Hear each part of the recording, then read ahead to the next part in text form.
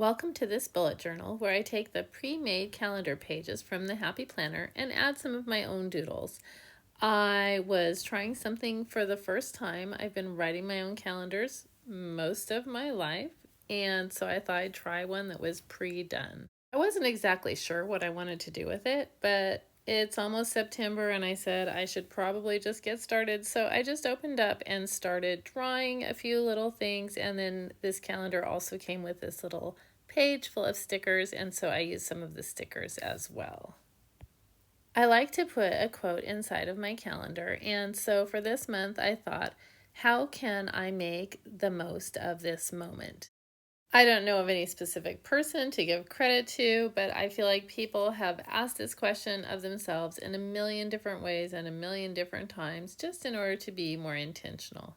I do love the way that I can pop pages in and out of the Happy Planner, and I'm hoping that I can have the best of both worlds while I use these pre-planned pages that are made by the Happy Planner. And I have already combined that with some other pages that I made for different sections that I use for different parts of my planning.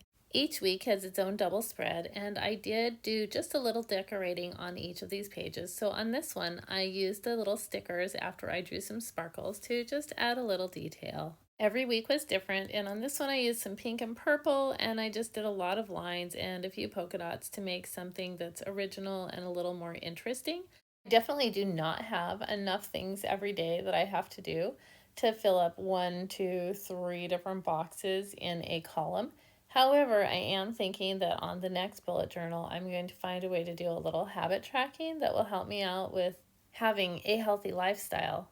I'm really interested in hearing about how you use your calendars and whether you make your own or whether you just use one that's pre-made or whether you add details to one that's already pre-made.